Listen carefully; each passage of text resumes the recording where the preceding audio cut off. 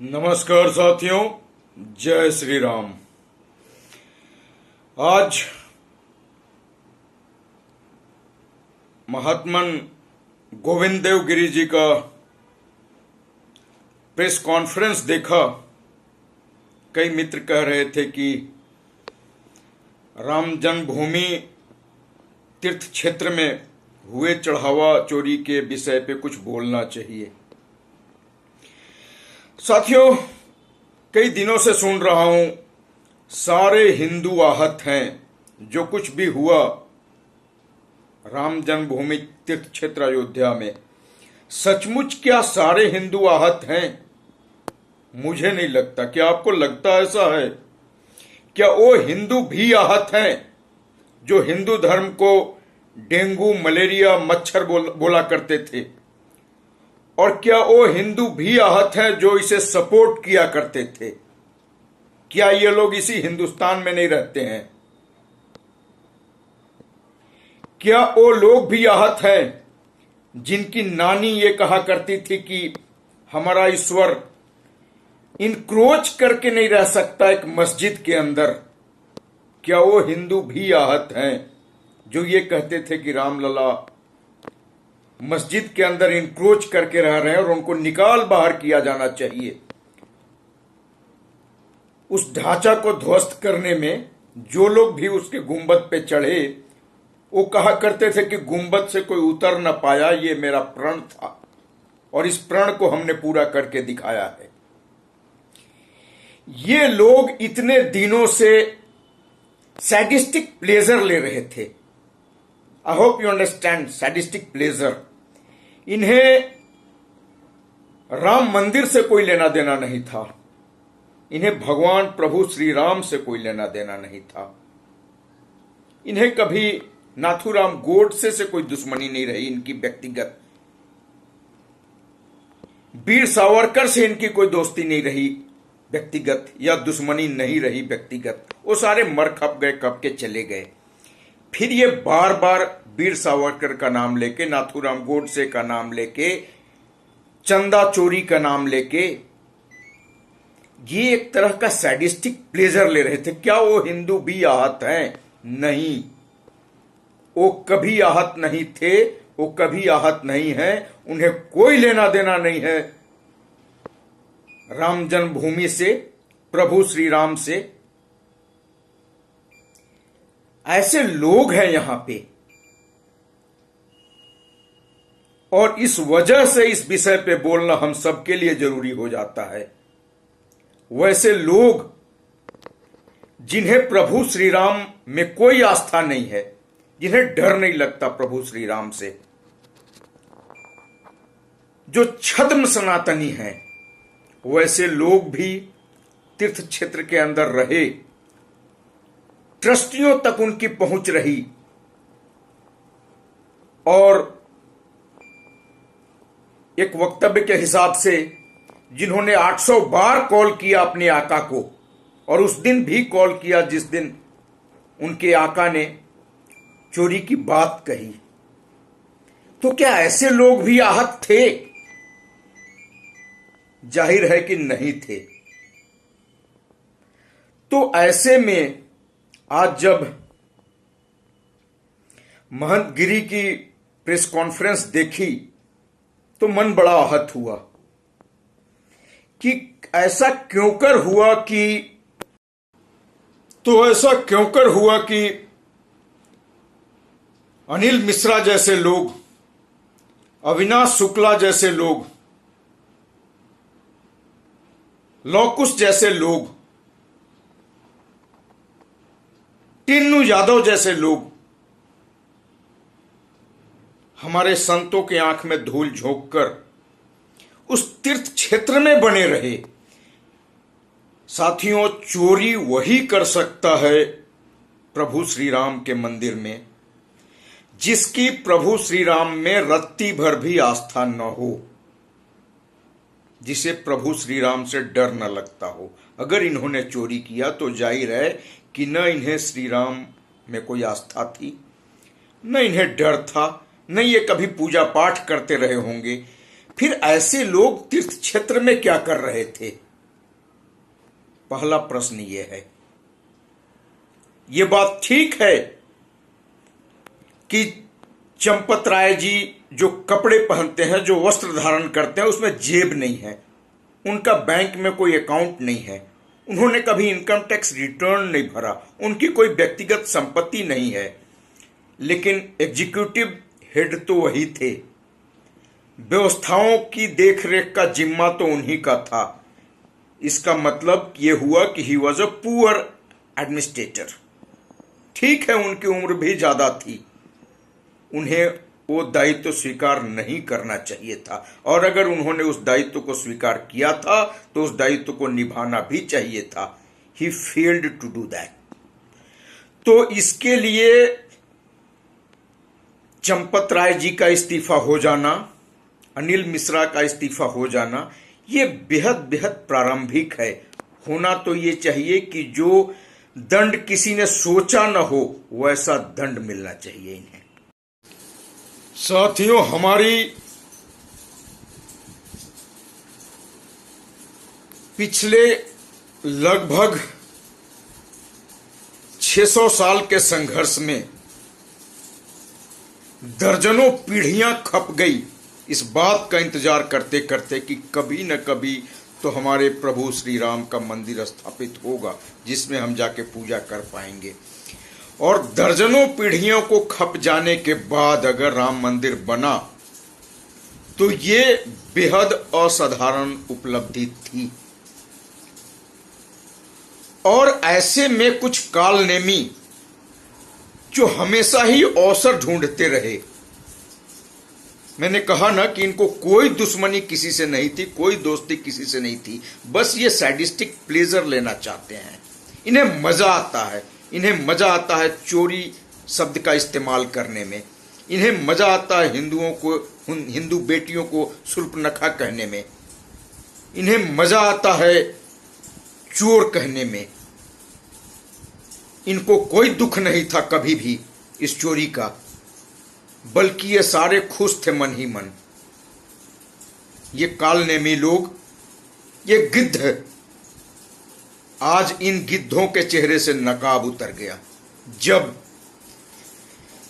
महंत गिरी ने 2200 उन वस्तुओं की सूची प्रस्तुत की प्रेस कॉन्फ्रेंस के बाद, जहां पे उन्होंने बताया कि कैसे खड़ाऊ सुरक्षित है, कैसे हार सुरक्षित हैं, कैसे वो सोने की रामायण सुरक्षित है, कैसे काकभूषुंडी महाराज सुरक्षित हैं, सारे सामान सुरक्षित हैं। और एक भूरी काकी है, भूरी काकी ने 1 किलो के रामायण को 1.25 क्विंटल का बता दिया। कितना मजा आता है इन गिद्धों को ये कहने में कि हिंदू चोर हैं, हिंदू अपने आराध्य के मंदिर में चोरी करते हैं। बावजूद इसके जब ये सब हुआ, थोड़ी तसल्ली मिली हर हिंदू के दिल को कि नहीं, ऐसा नहीं है, हमारा सनातन अभी भी है, हमें गर्व है अपने सनातन पे। परंतु ये होना अवश्य चाहिए कि जो लोग इसमें संलिप्त पाए गए हैं, कानून के हिसाब से, दंड विधान के हिसाब से जो दंड मिलना होगा वो तो मिलना ही चाहिए, लेकिन उसके पहले पूरे अयोध्या में इनको जूते मारते हुए घुमाना चाहिए, इनकी जूतांजलि होनी चाहिए, इनकी सामूहिक बेइज्जती होना चाहिए पब्लिकली। इन सबको जूतों से पीटते हुए पूरा अयोध्या में घुमाना चाहिए। और फिर देखते हैं कि कितने तथाकथित वो लोग हैं जो बात करते हैं कि मानवाधिकार की, वे मानवाधिकार वाले आते हैं और क्या कहते हैं, मुझे ये देखना है कि जब इनकी सामूहिक जूतों से पिटाई हो रही हो तो मानवाधिकार वाले कैसे गिद्ध की तरह एक बार फिर से आते हैं। साथियों, ये कोई साधारण वाकया नहीं है।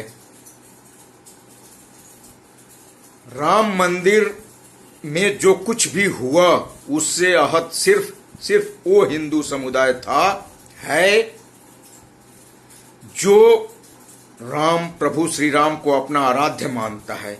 और मुझे दुख के साथ ये कहना पड़ रहा है कि इस देश में सारे वैसे लोग जो धर्म वाले कॉलम में हिंदू लिखते हैं नहीं है वैसे। क्यों नहीं है? व्यक्तिगत स्वार्थ के वजह से, राजनीतिक स्वार्थ के वजह से। और उनका राजनीतिक स्वार्थ अभी भी उनको गिद्ध दृष्टि लगाए पे मजबूर कर रहा है। ये एक्सेप्टेबल नहीं होना चाहिए किसी भी एक हिंदू को। अव्वल तो जो हुआ वही बहुत बड़ा पाप था, कलंक था, सब लोग आहत थे। अब कल्पना कीजिए ऐसे लोग, इवन चंपत राय जी की गलती यह है कि उम्र ज्यादा हो जाने के वजह से या कुछ लोगों के ऊपर जरूरत से ज्यादा विश्वास कर लेने के वजह से छले जाना कोई अपराध नहीं है। अगर आप अपनी घर की सुरक्षा नहीं कर पाए ठीक से और कुछ चोर आए, चोरी करके ले गए, तो क्या घर का मालिक ही जिम्मेदार है या वो चोर जिम्मेदार हैं? वो चोर जो 800 बार कॉल करते हैं एक सांप को, जो 800 बार कॉल करते हैं एक गिद्ध को, और वो गिद्ध आ जाता है, बोलता है मेरी आस्था है। उन्हीं गिद्धों ने पार्लियामेंट तक में खड़े होकर बोला था कि हमने एक भी गुंबद से उतरने वाले आदमी को जिंदा नहीं छोड़ा। उसकी नानी ने कहा था, अरे हरामखोर, मरी हुई नानी के को तो छोड़ दो, बकस दो, तुम तो जो कर रहे हो दुनिया देख ही रही है। अंततः साथियों, अब यह सुनिश्चित किया जाना चाहिए कि आगे से वैसे लोग हों जिनकी क्रेडिबिलिटी तो अनक्वेश्चनेबल हो ही। क्रेडिबिलिटी तो चंपत राव जी की भी क्वेश्चनेबल नहीं है, लेकिन एक प्रोफेशनलिज्म हो रख रखाव में, मैनेजमेंट में। यही चूक हो गई थी। चूंकि अति उत्साह में काफी दिन बाद मंदिर बना और बहुत सारे लोग आने लग गए, और उस दिन भी जिस दिन 92 लाख रुपए तक की बरामदगी हुई थी, चंपत राय जी ने करवाई थी, और फिर उसने शाम को यह कह दिया था कि कोई बड़ी घटना नहीं हुई है। ये गलती थी। उनको लगा कि हम मैनेज कर लेंगे, नहीं होता मैनेजमेंट। 1.25 करोड़ हिंदुओं के देश में इस तरह से कुछ भी मैनेज नहीं होता। अगर गलती हुआ है तो गलती सामने लाना चाहिए था। यही उनकी गलती, और इस गलती की भी सजा होनी चाहिए। कोई भी बचना नहीं चाहिए। अनिल मिश्रा का इस्तीफा काफी नहीं है, नाम के आगे मिश्रा लगाते हो। अरे अब तक मर ही जाते, डूब मरते, तब लोगों के मन में एक संतोष होता कि हां, तुम्हें रत्ती भर भी लगाव था राम मंदिर से, तुम डूब के नहीं मरे। इस बात का प्रमाण है कि तुम्हारी कोई भक्ति नहीं है राम के प्रति। और ऐसे लोग को अयोध्या में ताउम्र घुसने से वंचित कर देना चाहिए। और ये सारे गिद्ध जो आज श्री राम का भजन कर रहे हैं टीवी के ऊपर, उन्हें एक्सपोज किया जाना चाहिए। बाकी प्रभु हमारे आराध्य हैं, रहेंगे, उनकी कृपा रहेगी, और हो सकता है कि उनकी कृपा के वजह से ही ये सारे लोग टाइमली एक्सपोज हो गए हों।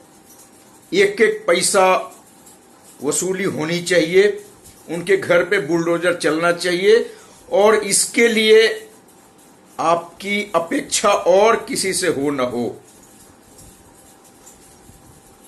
योगी आदित्यनाथ जी अल्टीमेट हैं, वो छोड़ेंगे नहीं इन सब काल नेमियों को, ऐसी हर हिंदू की अपेक्षा है, और वो इन अपेक्षाओं पे खरे उतरेंगे। इसी उम्मीद के साथियों, इसी उम्मीद के साथ आप सबसे अनुरोध करता हूं कि इस विषय को अपने गर्व के साथ जोड़ें और उन कालनेमियों का प्रतिरोध जहां भी हो सके करें। ऐसे लोग हमें मान्य नहीं हैं, स्वीकार्य नहीं हैं, जो सैडिस्टिक प्लेजर लेते हों, नाम अलग अलग लेके और गाली देते हों हिंदू को। अरे बदल लो ना धर्म, कौन रोकता है तुम्हें? तुम्हें जो कुछ भी प्यारा है इस दुनिया में, धर्म बदलने की आजादी है इस देश में। आपका संविधान इस बात की आजादी देता है। लेकिन सामने से आओ, जो हो वही दिखाओ दुनिया को, अगर दिक्कत है तो। अन्यथा keep your bloody trap shut. प्रणाम साथियों।